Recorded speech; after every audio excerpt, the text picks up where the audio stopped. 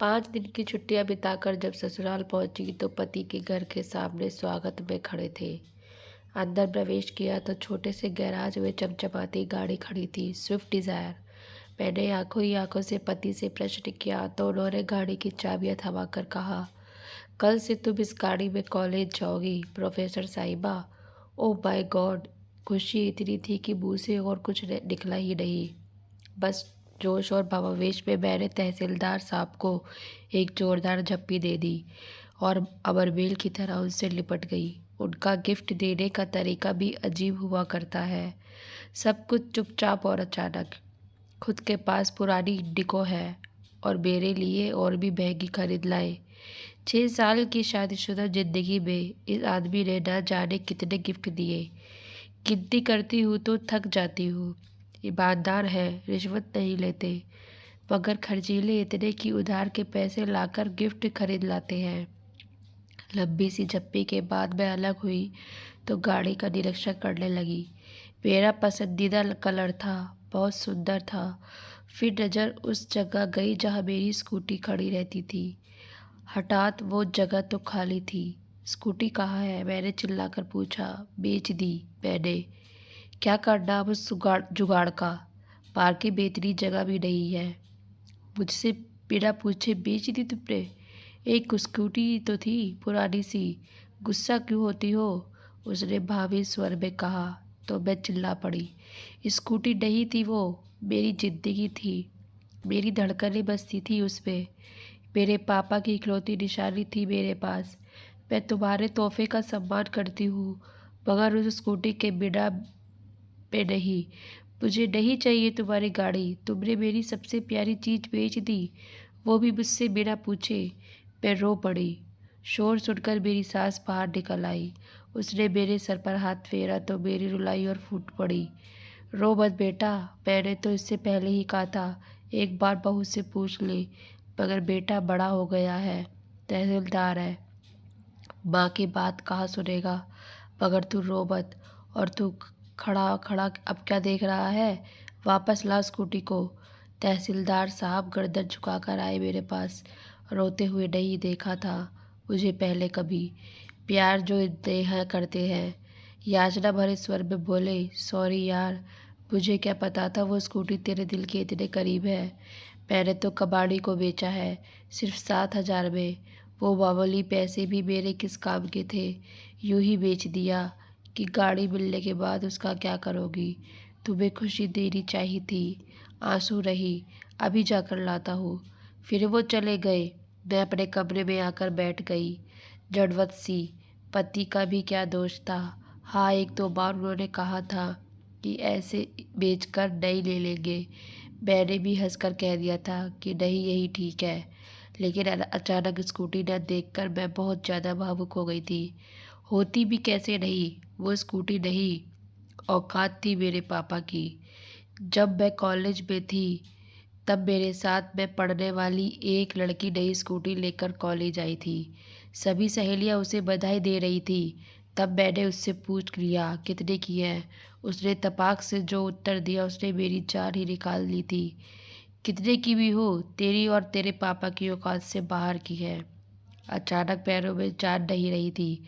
सब लड़कियां वहां से चली गई थी, मगर मैं वहीं बैठी रह गई। किसी ने मेरे हृदय का दर्द नहीं देखा था। मुझे कभी यह एहसास नहीं हुआ था कि वे सब मुझे अपने से अलग गरीब समझती थी। मगर उस दिन लगा कि मैं अपने से नहीं हूँ। घर आई तब भी अपनी उदासी छुपा नहीं पाई। माँ से लिपट कर रो पड़ी थी। माँ को बताया तो माँ ने बस इतना ही कहा, छिछोरी लड़कियों पर ज़्यादा ध्यान मत दे, पढ़ाई पर ध्यान दे। रात को पापा घर आए तब उनसे भी मैंने पूछ लिया, पापा हम गरीब हैं क्या? तब पापा ने सर पर हाथ फेरते हुए कहा था, हम गरीब नहीं है बिटिया, बस जरा सा हमारा वक्त गरीब चल रहा है। फिर अगले दिन भी मैं कॉलेज गई। ना जाने क्यों दिल नहीं था। शाम को पापा जल्दी ही घर आ गए थे और जो लाए थे वो इतनी बड़ी खुशी थी मेरे लिए कि शब्दों में बयां नहीं कर सकती। एक प्यारी सी स्कूटी, तितली सी, सोच चिड़िया सी, डंडी एक सफ़ेद प्यारी सी थी वो मेरे लिए। सपनों की उड़ान, मेरी जान थी वो। सच कहूँ तो उस रात मुझे नींद नहीं आई थी। मैंने पापा को कितनी बार थैंक यू बोला याद नहीं है। स्कूटी कहाँ से आई, पैसे कहाँ से आए, ये भी नहीं सोच सकी। ज़्यादा खुशी में फिर 2 दिन मेरा प्रशिक्षण चला। साइकिल चलानी तो आती थी, स्कूटी भी चलानी सीख गई। 5 दिन बाद कॉलेज पहुँची अपने पापा की औकात के साथ, एक राजकुमारी की तरह, जैसे अभी स्वर्ण जड़ित रथ से उतरी हो। सच पूछो तो मेरी ज़िंदगी में वो दिन खुशी के सबसे बड़ा दिन था। मेरे पापा मुझे कितना चाहते थे सबको पता चल गया। मगर कुछ दिनों बाद एक सहेली ने बताया कि वो पापा के साइकिल रिक्शा पर बैठी थी। तब मैंने कहा, नहीं यार, तुम किसी और के साइकिल रिक्शा पर बैठी हो, मेरे पापा का अपना टेम्पो है। मगर अंदर ही अंदर मेरा दिमाग झंझना उठा था। क्या पापा ने मेरी स्कूटी के लिए टेम्पो बेच दिया था? और 6 महीने से ऊपर हो गए, मुझे पता भी नहीं लगने दिया। शाम को पापा घर आए तो मैंने उन्हें गौर से देखा। आज इतने दिनों बाद फुर्सत से देखा तो जान पाई कि दुबले पतले हो गए हैं, वरना ध्यान से देखने का वक्त ही नहीं मिलता था। रात को आते थे और सुबह अंधेरे ही चले जाते थे। टेम्पो भी दूर किसी दोस्त के घर खड़ा कराते थे। कैसे पता चलता कि बेच दिया? मैं दौड़कर उनसे लिपट गई। पापा, आपने ऐसा क्यों किया?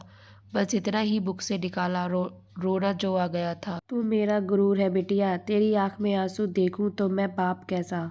चिंता ना कर, बेचा नहीं है, गिरवी रखा था, इसी महीने छुड़ा लूँगा। आप दुनिया के बेस्ट पापा हो, बेस्ट से भी बेस्ट। इसे सिद्ध करना ज़रूरी कहा था। मैंने स्कूटी मांगी कब थी? क्यों लिख किया आपने ऐसा? 6 महीने से पैरों से सावरियाँ ढोई आपने। और पापा, आपने कितनी तकलीफ झेली मेरे लिए। मैं पागल, कुछ समझ नहीं पाई और मैं दहाड़े मार मार कर रोने लगी। फिर हम सब रोने लगे, मेरे दोनों छोटे भाई, मेरी मम्मी भी। पता नहीं कब रोते रोते रहे। वो स्कूटी नहीं थी मेरे लिए, मेरे पापा के खून से सींचा हुआ उड़न खटोला था मेरा, और उसे किसी कबाड़ी को बेच दिया। दुख तो होगा ही। अचानक मेरी तंद्रा टूटी। एक जानी पहचानी सी आवाज़ कानों में पड़ी। फट फट फट फट। मेरा उड़न खटोला मेरे पति देव यानी तहसीलदार साहब चला कर ला रहे थे, और चलाते हुए एकदम बुद्धू लग रहे थे, मगर प्यारे से बुद्धू, मुझे बेइंतहा चाहने वाले राजकुमार बुद्धू। मेरा उड़न खटोला चाहे कैसा भी है, मगर मेरे पापा की खून पसीने की कमाई से बना है, और ये मुझे अपनी जान से भी प्यारा है। कितना कुछ करते हैं हमारे माँ बाप हमारे लिए, सोच कर दिल भर जाता है। उनकी जगह कोई नहीं ले सकता, कोई भी नहीं। सबके माता पिता सलामत रहे, बस यही दुआ है। फ्रेंड्स, कहानी अच्छी लगी तो लाइक शेयर कमेंट जरूर।